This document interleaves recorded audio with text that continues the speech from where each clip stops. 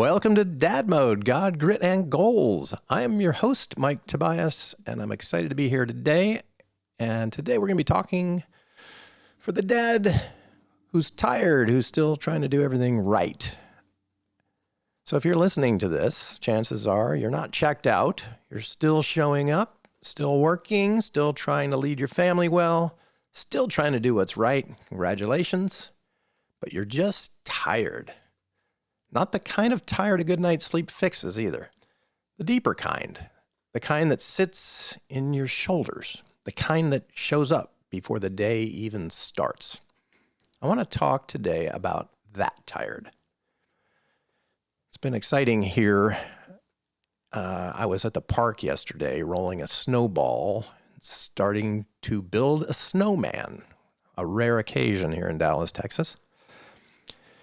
And I was getting tired doing it, but it was coming together good. I had a giant snowball. And when I returned after a walk, there were a few little kids playing with their dad, and they were laughing, and they were climbing all over this big snowball I'd left behind. It was as big as they were. My first instinct was to walk over and tell them how much I enjoyed watching that. Just a simple human moment. And then I stopped. Not because anything was wrong, but because a story kicked in. Don't be that guy. Don't be the creepy guy. Don't make it awkward. Don't get misunderstood. So I didn't say anything. I just watched for a moment and kept walking. Later, I realized something important. That hesitation had nothing to do with that moment itself. It came from an old story, one I had formed long ago. One from an experience I had as a boy. And it made me realize how often we're being guided by stories we didn't choose. We're all telling ourselves stories about life, about our place in it, about who we really are and who we're supposed to be. And most of the time, we don't even notice them. We just live from them. It's rare that we slow down long enough to think about our thinking. I've been quiet for a few months, not because I ran out of things to say, but because I needed to notice things like that before I spoke again. Most of the men I talk to aren't drifting, they're gripping. They're holding the wheel tight, making constant corrections, left, right, left again. Nothing's crashing, nothing's falling apart, but it all feels tight. Here's something I've noticed. If you have to hold your life together that tightly just to go straight, something's off. And it's not a moral failure. It's not a lack of discipline. It's not that you don't care enough to try hard enough. I think it's mechanical. Strong men can compensate for misalignment for a long time. That's why strong men burn out first. Effort can overpower a bad alignment for a while, but eventually it's going to cost you. And you can see this everywhere in dad life. At work, you're managing outcomes instead of doing the work right in front of you. Or at home, maybe your tone tightens faster than you want it to. Or with your kids, you feel responsible not just for who they are now, but who they're going to become. And with God, prayer starts to feel more like effort than trust. If that hits home, you're not rebelling, but you are carrying weight. Here's where this gets uncomfortable, but also freeing. See, what you actually believe shows up under pressure, not what you agree with, not what you say you believe. What you believe is revealed by where your life pulls when control slips.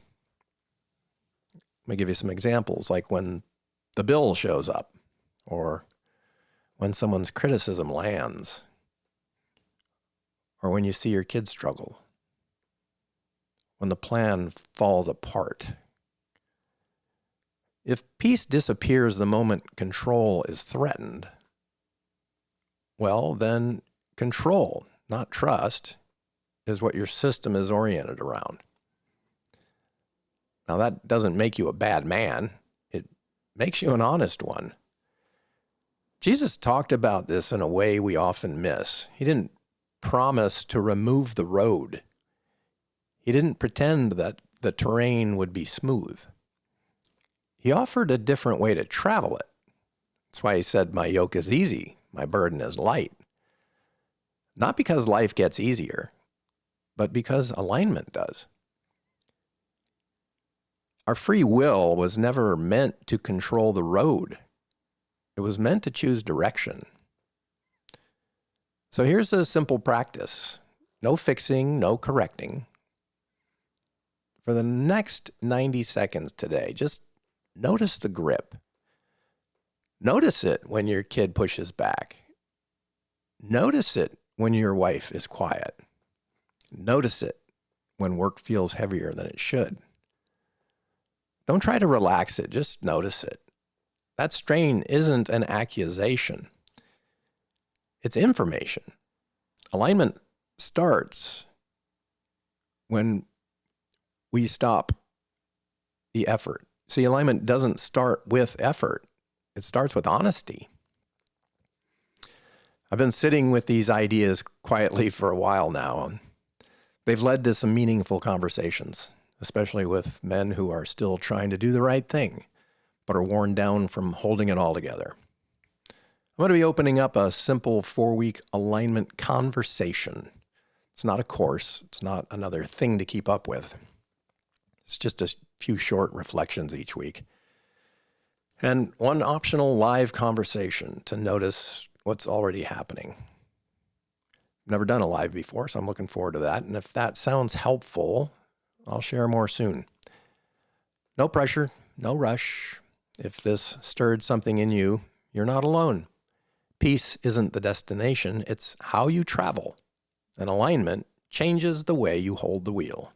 I'm glad you're here. Thanks for listening to DadMode, God, Grit, and Goals. Remember our 4 core truths. God is good. Jesus has forgiven me. I am loved, and everything is possible. Have a great day.